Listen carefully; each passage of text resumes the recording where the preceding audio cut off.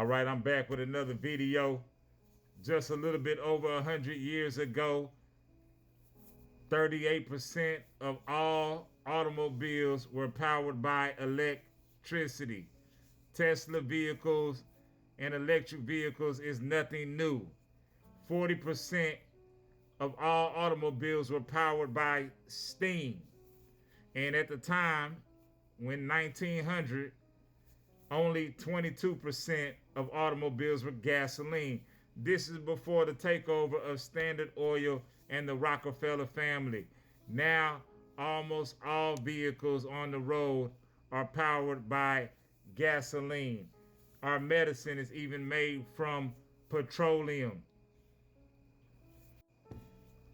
Now, this video is for conspiracy theory, but our great great grandparents were riding around in electric vehicles. Our great great grandparents were driving around in steam powered vehicles. This was an alternative, better, cleaner form of energy and also cheaper and didn't harm the environment as much.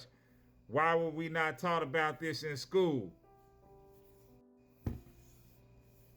Let's read this article. It says here that when we think of early automobiles, gasoline engines often come to mind. But long before Henry Ford's Model T even hit the road, steam power ruled the early automotive world. The first steam powered vehicles emerged in the late 1700s. They didn't teach us this in school or in the school books. It says steam cars were once serious contenders in the automotive industry. Steam powered vehicles dominated early automotive development for over a century before gasoline engines even became mainstream. But now we have electric vehicles slowly rolling out more and more to make it seem like this is some new technology and you are driving and riding in the latest and greatest. But this is old world technology. This is Tartarian technology that was suppressed and brought back, all for profit. Now it says here that steam powered cars achieve impressive performance, including speed records that challenge the capabilities of early internal combustion engines. So these were very well ran cars, and they were innovative for at least a century. Now, this video is conspiracy theory.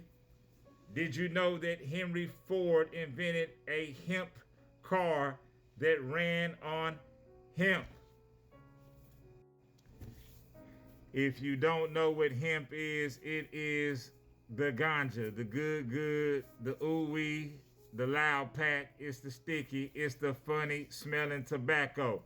Henry Ford invented a Model T car that was built completely. The whole car was built out of hemp, and it also ran on it.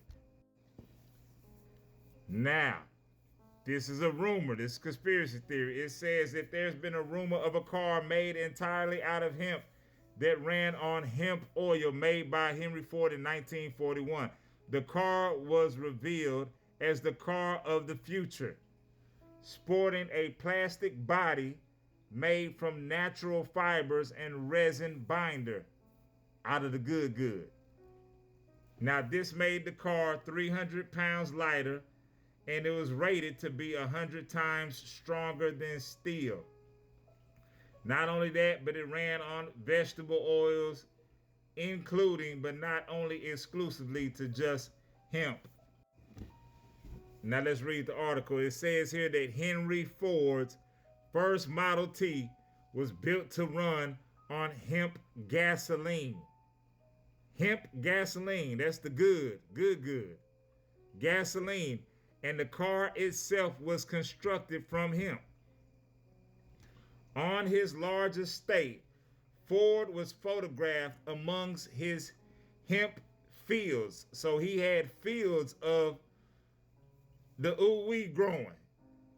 saying that the car was the car grown from the soil.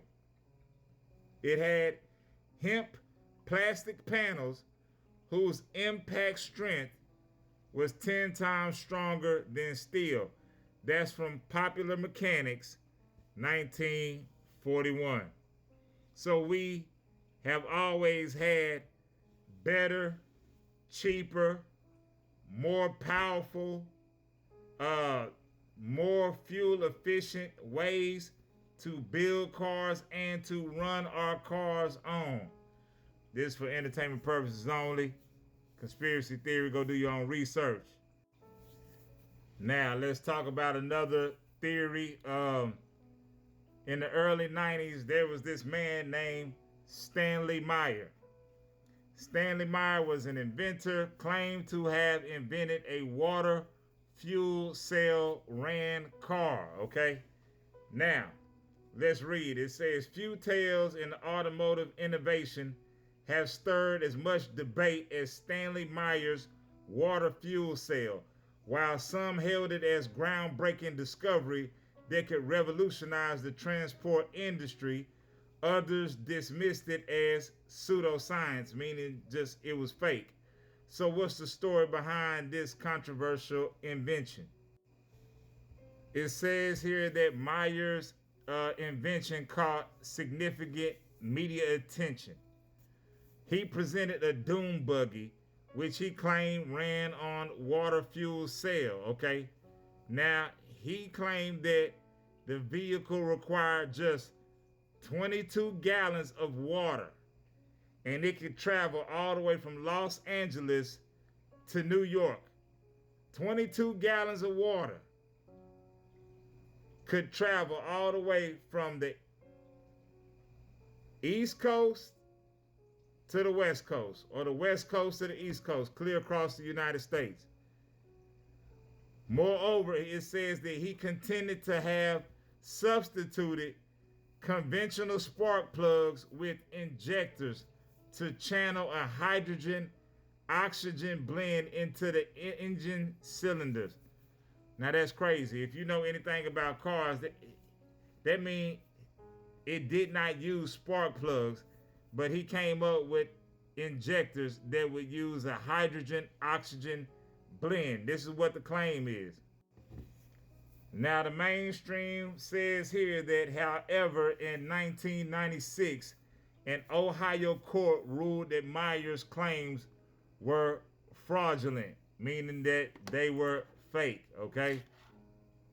The core idea behind the water fuel cell was to separate water into hydrogen and oxygen and use it to power your car.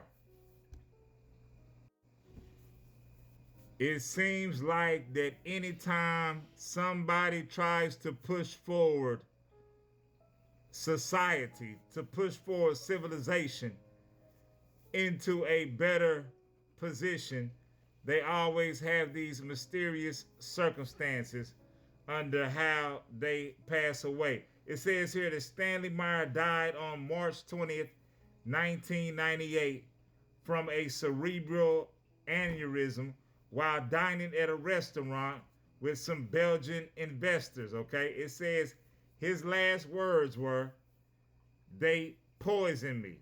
Now, according to his brother, he ran out to the street where he collapsed and said his last words, "They poisoned me," leading to various conspiracy theories about his death. Some believe that he was assassinated to suppress his controversial invention, the water fuel cell technology, which was later deemed fraudulent by court. I'm just here to drop some fire. I'm just here to drop some knowledge. I'm just here to drop something to make you think. I'm going to come back. I'm going to bring you some more. I'm out.